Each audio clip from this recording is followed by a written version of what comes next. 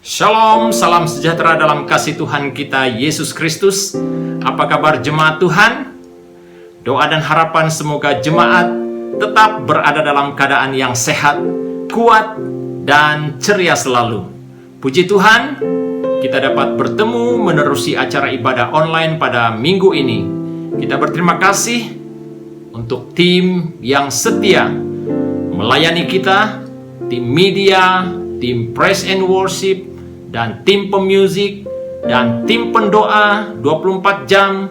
Kita bersyukur atas komitmen yang begitu tinggi, saudaraku, yang mereka berikan untuk Tuhan. Saya percaya Tuhan akan pakai hidupmu dan membawa engkau kemanapun engkau pergi, dan engkau tetap menjadi berkat buat bangsa-bangsa. Saudara kekasih yang saya cinta dalam Tuhan, kita masih berada di dalam suasana Natal. Dan oleh itu jemaat kekasih yang saya cinta dalam Tuhan, kita masih mempelajari tema yang telah kita bahas dalam beberapa minggu yang lepas, saudaraku. Khususnya tema yang telah kita pilih untuk Natal pada tahun ini. Saudara kekasih, sebelum kita membahas tema ini, kita baca terlebih dahulu bahagian firman yang terdapat dari Yesaya 49 ayat 25. Mari kita baca bahagian firman Tuhan ini seperti mana yang tersedia di screen. Saudara boleh mengikuti pembacaan ini, dan saya akan baca bahagian ini. Firman Tuhan berkata demikian. Sungguh beginilah firman Tuhan, tawanan pahlawan pun dapat direbut kembali, dan jarahan orang gagah dapat lolos. Sebab aku sendiri akan melawan orang yang melawan engkau, dan aku sendiri akan menyelamatkan anak-anakmu. Saudara kekasih, sebelum kita bahas bahagian firman Tuhan ini, mari kita datang terlebih dahulu dalam doa. Saya akan pimpin kita dalam doa. Segala puji, syukur, hormat, kemuliaan kami kembalikan kepadamu ya Tuhan, atas berkat firman yang telah kami baca sebentar tadi. Kami percaya Bapa, apa yang kami baca, apa yang kami dengar, ini adalah perkataan Allah sendiri, perkataan Allah yang hidup. Oleh itu Bapa di surga, kami siapkan hati kami, dan kami mau terima kebenaran firman-Mu ini Bapa di surga. Kami yakin bahwa kebenaran-Mu ini akan mengubah hidup kami, membentuk hidup kami, agar hidup kami ya Tuhan Yesus berkenan di hadapan-Mu. Hamba serahkan pemberitaan firman ini dari awal sehingga selesai. Biarlah nama Tuhan dimuliakan, nama Tuhan diagung tinggi dalam pemberitaan ini. Segala halangan-halangan hamba berdoa dalam nama Yesus, hamba patahkan melalui kuasa-Mu Bapa di surga. Biarlah Engkau ya Tuhan yang menuntun kami, mengiringi kami dalam pemberitaan firman ini. Terima kasih Bapa di surga. Kami serahkan pemberitaan ini dalam nama Tuhan Yesus, Juru Selamat kami yang hidup. Haleluya. Amin. Jemaat kekasih yang saya cinta dalam Tuhan, kembali kepada pembacaan firman sebentar tadi saudaraku. Ini adalah berita yang telah disampaikan oleh Nabi Yesaya kepada bangsa Israel pada waktu itu. Saudaraku, untuk mengenal serba sedikit saudaraku tentang Yesaya ini, saudaraku, dikatakan Yesaya bin Amos ini dia berasal dari Yahuda. Saudaraku, dia adalah hamba Tuhan yang dipakai oleh Allah untuk menyampaikan pesan, untuk menyampaikan berita khusus ini bagi umat pilihan Tuhan, umat Israel khususnya saudaraku. Dan juga dikatakan Nabi Yesaya ini saudaraku, dia mulai pelayanannya pada pada tahun wafatnya Raja Uzia. Ya, pada waktu itu lebih kurang tahun 740 BC. Pada waktu itulah Nabi Yesaya dipilih oleh Allah untuk menyampaikan pesan kepada bangsa Israel pada waktu itu. Dan juga dikatakan saudaraku, apa yang uh, terjadi pada zaman itu. Dikatakan keadaan sosial politik yang tidak begitu stabil pada waktu itu, dan juga hal-hal yang berkaitan dengan sosial, kemerosotan sosial masyarakat pada waktu itu, dan hal-hal yang berkaitan dengan keadaan manusia pada waktu itu sungguh kritikal, saudaraku. Dan pada waktu itulah Tuhan memanggil hambanya Yesaya menyampaikan pesan-pesan dan firman yang penting untuk bangsa itu, untuk menyatakan bagaimana seorang pribadi akan datang untuk membebaskan umatnya yang berada dalam tekanan pada waktu itu. Dan selain daripada itu, saudaraku, pesan ini untuk disampaikan untuk bangsa Israel supaya mereka mengerti apa yang Allah kehendaki, apa yang Allah rencanakan untuk bangsa ini di waktu yang akan datang. Saudara kekasih dalam Tuhan, ayat pembacaan firman sebentar tadi, saudaraku, dari Yesaya 49 ayat 25, itu adalah gambaran bagaimana Yesus Kristus yang telah dinubuatkan oleh Nabi Yesaya pada waktu itu, yang dikatakan Immanuel yang akan datang, ataupun Mesias yang akan datang, yang akan membawa pelepasan bagi umatnya itu, saudaraku, dikatakan bahwa dia adalah Allah yang berkuasa, yang berdaulat, yang dikatakan menjadi pembela umatnya. Bagaimana dia menjadi pembela umatnya? Dikatakan di sana, saudaraku, tawanan pahlawan pun dapat direbut kembali.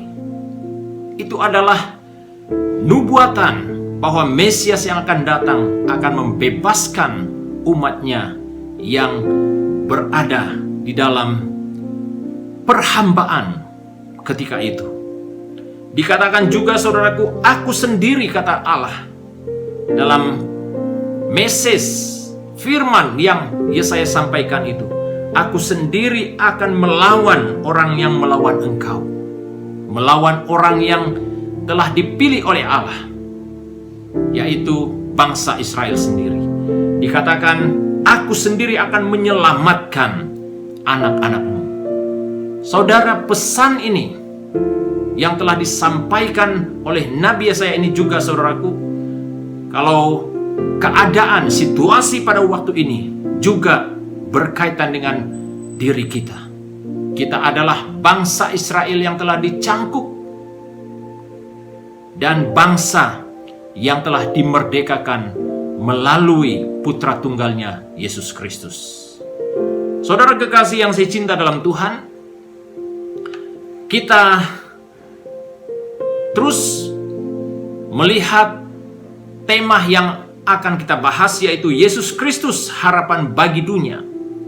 Daripada teks pembacaan pada hari ini dari Yesaya 49 ayat 25. Dikatakan, saudaraku, Kristus datang untuk membawa pelepasan, untuk membebaskan orang yang masih terbelenggu.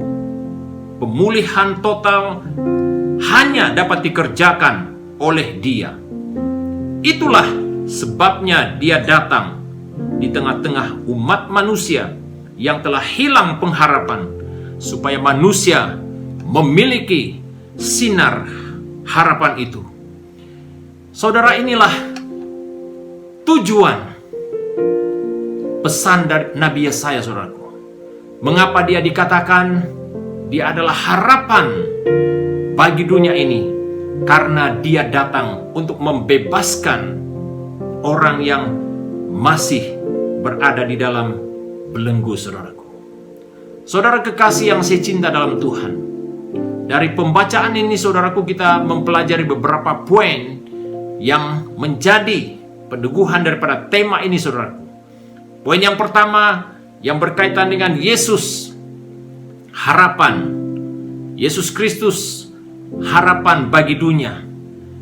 Yang pertama dikatakan Yesus sendiri yang merupakan harapan bagi dunia. Dia yang bertindak sebagai pembebas. Saudara kekasih yang saya cinta dalam Tuhan, Dia bertindak sebagai pembebas dalam arti kata Allah sendiri yang membebaskan umatnya dari musuh dan penindas. Saudaraku, latar belakang daripada bahagian Yesaya ini, saudaraku, banyak menceritakan tentang keadaan umat Israel yang berada di dalam belenggu, saudaraku, yang berada di dalam perbudakan. Mereka sangat menderita dan mereka memerlukan seorang pembebas. Pada waktu itulah, saudaraku, Yesaya menyampaikan pesan bahwa Yesus Kristus itu adalah pembebas dan Dia akan membebaskan umatnya yang masih berada di dalam belenggu, saudaraku. Gambaran daripada apa yang dialami oleh umat Israel ini, saudaraku, adalah gambaran bagi umat manusia yang dibelenggu oleh dosa, dan mereka hanya dapat bebas oleh karena Kristus sendiri, saudaraku. Dia yang berkuasa, yang dapat membebaskan umatnya daripada belenggu itu. Allah membebaskan Israel dari tangan Asyur. Kalau kita rujuk ayat ini, saudaraku, dalam Yesaya 8, ya. Dalam Yesaya 8 ayat 7 dikatakan firman Tuhan seperti ini, saudaraku, dikatakan dalam ayat yang ke-7, sebab itu sesungguhnya Tuhan akan membuat air sungai Efrat yang kuat dan besar meluap-luap atas mereka, yaitu Raja Asyur, dengan segala kemuliaannya. Air itu akan meluap melampaui segenap salurannya dan akan mengalir melampaui segenap tebingnya. Saudara kekasih yang saya cinta dalam Tuhan, inilah caranya, saudaraku, Allah membebaskan Israel dari tangan Asyur. Dia melakukan hal-hal yang di luar kemampuan umat Israel, sehingga mereka dikatakan mereka dibebaskan dari perhambaan itu. Dan gambaran ini, saudaraku, adalah berkata tentang kehidupan manusia, bahwa manusia tidak mampu membebaskan dirinya sendiri daripada belenggu dosa itu. Hanya melalui Yesus saja, saudaraku, manusia dapat dibebaskan. Dikatakan, saudaraku, sebab itu sesungguhnya Tuhan akan membuat air sungai Efrat yang kuat dan besar meluap-luap atas mereka, yaitu Raja Asyur dengan segala kemuliaannya. Saudaraku, lihat betapa luar biasanya Yesus bertindak sebagai pembebas. Dia tidak membiarkan umatnya berada dalam penderitaan. Dan juga dikatakan Allah membebaskan Israel dari tangan Mesir. Saudara, kalau kita membaca sejarah ini dalam kitab Keluaran, saudara, kita dapat melihat bagaimana kekuasaan Allah yang membebaskan umatnya, yang membuat mereka lepas daripada perhambaan di tanah Mesir. Itulah yang dilakukan oleh Mesias. Dia bertindak sebagai pembebas. Saudara kekasih dalam Tuhan, manusia tidak dapat dan tidak berdaya bebas lepas daripada belenggu dosa. Hanya melalui Yesus Kristus, saudaraku, Dia dapat dibebaskan. Saudara kekasih yang saya cinta dalam Tuhan, inilah berita yang disampaikan oleh Nabi Yesaya. Dan dia meyakinkan setiap orang yang mendengar nubuat ataupun pesan firman Tuhan ketika itu, saudara, bahwa hanya melalui iman percaya mereka kepada Allah, saudaraku, mereka dapat pelepasan, mereka dapat dibebaskan. Itulah kekuasaan, kedaulatan Yesus Kristus sebagai pembebas. Saudara kekasih, berikut kita lihat bagaimana Kristus itu disebut ya sebagai pengharapan bagi dunia. Yang kedua, saudaraku, Kristus dia pengharapan yang unggul, superior. Dalam Yesaya 43 ayat 11, ya. Dalam Yesaya 43 ayat 11, saudaraku, firman Tuhan berkata demikian.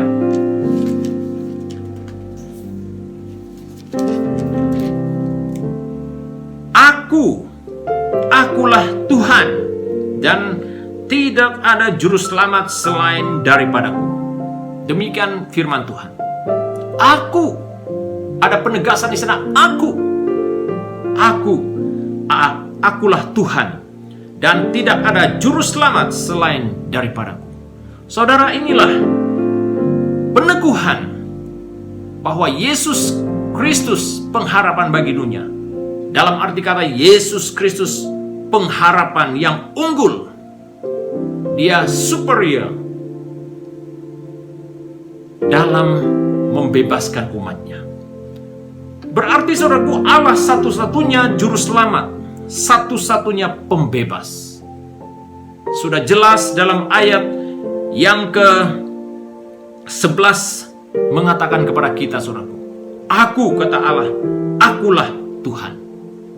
Bahwa tidak ada Allah lain selain Dia, saudara. Itu berarti bahwa juru selamat satu-satunya pembebas. Hal-hal yang lain, saudaraku, tidak dapat membebaskan kita daripada keadaan kita yang terpuruk oleh karena dosa, saudara. Oleh karena belenggu dosa. Hanya melalui Yesus Kristus kita dapat dibebaskan. Hanya Yesus saja yang unggul atas segala ilah di dunia ini.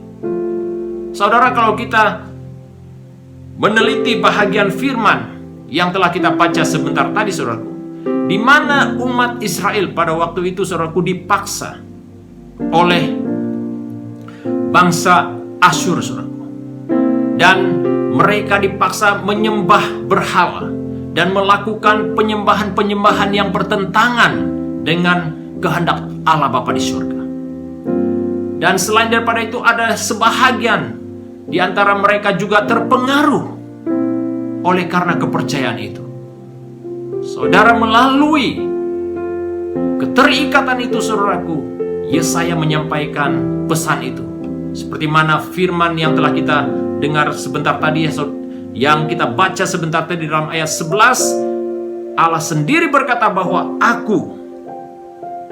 akulah Tuhan. Dia menegaskan bahwa hanya Dia, saudaraku, selain Dia tidak ada yang dapat memberi pengharapan kepada umatnya. Itu sebabnya, saudaraku, hanya Yesus saja yang unggul atas segala ilah di dunia ini. Kita juga membahas hal ini, saudaraku, dalam penyampaian firman yang lepas, saudara. Pada waktu umat itu, saudaraku, percaya kepada berhala, penyembahan-penyembahan berhala, kehidupan mereka, saudaraku, mengalami kegagalan. Mereka kecewa oleh karena mereka mengandalkan ilah lain ataupun Allah yang lain, saudaraku, selain Allah sendiri. Dalam arti kata, saudaraku, berarti Ia berkuasa membebaskan umatnya. Allah, hanya Dia yang berkuasa membebaskan umatnya dari tangan musuh. Ia melucuti ilah-ilah ataupun Allah-Allah yang lain yang dianuti bangsa-bangsa yang menindas umatnya. Saudara, inilah yang Kristus lakukan. Dia pengharapan yang unggul. Dia adalah pengharapan yang lebih berkuasa berbanding Allah lain, saudaraku. Tidak ada yang dapat menandingi kuasanya. Oleh itu, saudara kekasih yang saya cinta dalam Tuhan, mari kita fokus kepada Kristus dalam hidup kita. Tanpa Dia, saudaraku, kita tidak punya pengharapan. Dan seterusnya, saudaraku, apa yang dikatakan tentang Yesus Kristus pengharapan bagi dunia, poin yang ketiga dikatakan di sana, Dia menyelamatkan umatnya untuk melaksanakan tujuannya. Kalau kita rujuk dari Yesaya 45, Yesaya 45 ayat 8, ya. Yesaya 45 ayat 8 dikatakan di sana, saudaraku, hai langit, teteskanlah keadilan dari atas, dan baiklah awan-awan mencurahkannya, baiklah bumi membukakan diri dan bertunaskan keselamatan, dan baiklah ditumbuhkannya keadilan. Akulah Tuhan yang menciptakan semuanya ini. Puji Tuhan. Itulah yang terjadi, saudaraku. Dia menyelamatkan umatnya untuk melaksanakan tujuannya. Saudara, kalau kita diselamatkan pada hari ini, kalau kita telah dimerdekakan, kalau kita berkenan di hadapan Allah pada hari ini, itu oleh karena kasih karunia Tuhan buat kita.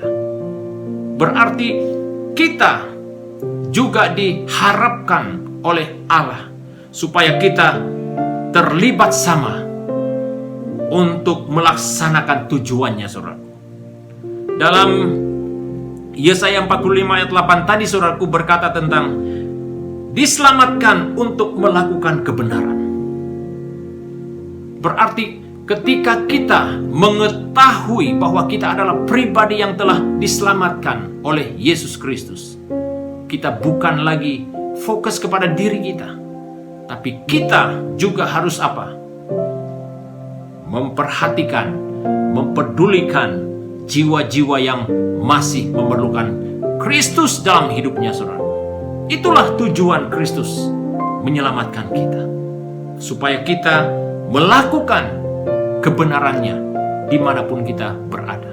Melakukan kebenarannya ini, saudaraku, berkata tentang gaya hidup kita, seperti mana yang dikatakan dalam Matius pasal yang kelima, bahwa kita harus menjadi terang, kita harus menjadi garam. Dimanapun kita pergi, terang Kristus itu sentiasa menyinari hidup kita. Dan orang lain, saudaraku, yang belum mengenal Yesus Kristus akan mengetahui, mengenal Yesus melalui gaya hidup kita yang dapat memberkati hidup mereka. Saudara kekasih yang saya cinta dalam Tuhan, itulah yang Allah inginkan, itulah yang Kristus inginkan dalam hidup kita, supaya kita terlibat sama melaksanakan tujuannya dan misinya dalam hidup kita. Dia menyelamatkan umatnya untuk melaksanakan tujuannya, dalam arti kata kebenaran diperluaskan sampai ke ujung bumi. Saudaraku, ini adalah pesan yang sama, saudaraku, yang telah disampaikan oleh Kristus kepada murid-muridnya. Kalau kita rujuk dalam Matius pasal yang ke-28 ayat 19 hingga 20, saudaraku, di situ amanat agung telah disampaikan kepada murid-muridnya oleh Yesus Kristus, supaya mereka pergi memberitakan kabar baik itu ke seluruh dunia, saudara. Dalam arti kata kebenaran diperluaskan sampai ke ujung bumi. Kalau kita lihat dalam Yesaya 45 ayat 22, ini ayat yang terakhir, saudaraku, dikatakan, berpalinglah kepadaku dan biarkanlah dirimu diselamatkan, hai ujung-ujung bumi, sebab akulah Allah dan tidak ada yang lain. Puji Tuhan. Ini adalah peneguhan buat kita, saudara. Mengapa dan untuk apa kita diselamatkan? Supaya kita membawa berita baik itu kepada orang lain. Jangan, saudaraku, ketika kita diselamatkan, kita nikmati sendiri berkat itu, dan kita tidak salurkan itu kepada orang lain. Itu tidak benar, saudara. Kalau kita diselamatkan, firman Tuhan katakan kita harus apa? Sampaikan berita baik itu kepada orang-orang yang memerlukan. Bagaimana kita dapat menyampaikan itu? Melalui kesaksian hidup kita. melalui tutur kata kita, melalui tingkah laku kita, melalui perbuatan kita, saudaraku. Itulah caranya, saudaraku, kita dapat membawa berita baik itu, saudaraku, kemanapun kita pergi. Dalam arti kata, saudaraku, kesaksian kita itu jangan dihadkan, saudaraku. Tapi apa yang firman Tuhan tekankan di sini, dimanapun kita berada, saudaraku, kita harus menyampaikan berita baik itu kepada orang yang belum mendengar kabar baik itu, yang belum menerima Yesus Kristus dalam hidupnya. Yang terakhir, saudaraku, daripada firman Tuhan ini, orang-orang yang telah diselamatkan Allah, kita harus melakukan tujuannya dalam hidup kita, yakni hidup di dalam kebenaran dan keadilan Allah di tengah-tengah dunia ini. Saudaraku, bukan mudah untuk kita melakukan misi Allah dalam hidup kita. Tapi apapun cabarannya, saudaraku, ini adalah tanggung jawab kita. Mengapa kita harus menyampaikan hal itu? Kita harus meyakini hal itu, saudaraku, dalam hidup kita, bahwa Yesus Kristus pengharapan dan satu-satunya pengharapan dalam hidup kita. Saudara kekasih yang saya cinta dalam Tuhan, mari kita sama-sama dengan iman kita, dengan keyakinan kita, mempraktikkan kebenaran firman Tuhan ini dalam hidup kita setiap waktu. Kita percaya bahwa Tuhan akan mempertajamkan kita dan memakai kita menjadi alatnya yang berkuasa di tangannya untuk menjadi berkat bagi semua orang. Demikian pembacaan firman dan penyampaian firman pada hari ini untuk jemaat sekalian. Saya percaya pasti jemaat Tuhan dikuatkan, disegarkan melalui berita firman pada hari ini. Terima kasih untuk kesetiaan Anda, untuk kesetiaan Anda mengikuti penyampaian firman pada hari ini. Kiranya Tuhan Yesus memberkati. Jemaat kekasih yang saya cinta dalam Tuhan, Pastor tidak lupa mengucapkan terima kasih kepada jemaat Tuhan yang terus berkomitmen, berdoa, dan memberi sokongan buat pelayanan Tuhan di gerejanya di SIB City Life Church Kuala Lumpur. Terima kasih untuk komitmen Anda. Saya percaya Tuhan akan melipat gandakan berkat-Nya dalam hidupmu, dalam pekerjaanmu, dalam studimu, dan dalam keluarga kita.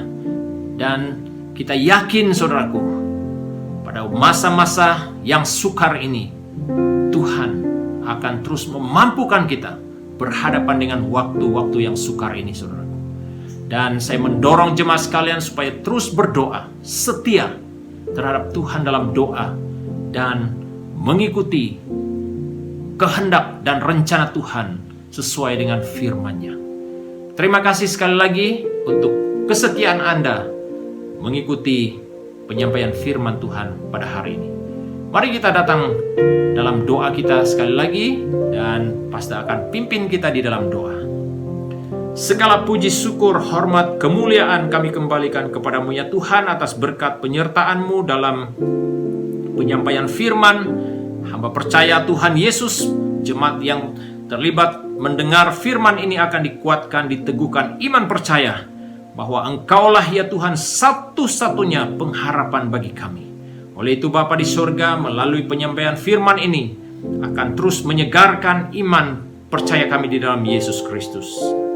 Hamba berdoa sekali lagi ya Tuhan, bagi jemaat Tuhan yang terus berkomitmen untuk memberi sokongan dalam pelayanan Tuhan di SIB City Life Church Kuala Lumpur, melalui apapun ya Tuhan cara jemaat Tuhan, baik melalui persembahannya, persepuluhannya, janji imannya, pemberian kasihnya, dalam apa bentuk sekalipun, melalui doanya Tuhan, saya percaya Tuhan akan memberkati jemaat sekalian, melipat gandakan berkat-Mu dalam hidup jemaat Tuhan. Terima kasih Bapa di surga. Sekali lagi Bapa, hamba mau berdoa buat jemaat Tuhan dalam tugas-tugas pada minggu yang akan datang. Kami percaya Tuhan akan menolong dan memimpin jemaat Tuhan, melindungi mereka daripada segala bahaya, sakit, penyakit, dan rencana jahat manusia. Tuhan, Engkaulah Gembala Agung kami, yang memelihara kami, yang menuntun kami, dan terus menjaga kami. Kami yakin sungguh Tuhan bahwa kami tetap aman di dalam perlindungan Tuhan yang Maha Kuasa. Terima kasih Bapa di sorga, terpujilah nama-Mu Bapa di sorga. Hamba berdoa sekali lagi ya Tuhan, melalui kesungguhan dan komitmen jemaat sekalian ya Tuhan, untuk menolong pelayanan Tuhan, pasti Tuhan akan melipat gandakan berkat-Mu dalam kehidupan mereka setiap waktu. Terpujilah nama-Mu Bapa di sorga. Berkati ya Tuhan sekali lagi firman-Mu yang sudah kami terima, kiranya kebenaran-Mu ya Tuhan terus hidup dalam hati setiap pribadi kami. Terima kasih Bapa, terpujilah nama-Mu Tuhan. Kami naikkan doa permohonan kami hanya di dalam nama Yesus Tuhan, penyelamat kami yang hidup yang bertakhta di surga. Kami sudah berdoa. Haleluya. Amin. Amin. Terima kasih sekali lagi buat kesetiaan Anda. Kiranya Tuhan Yesus memberkati. Jumpa Anda di minggu hadapan. Shalom.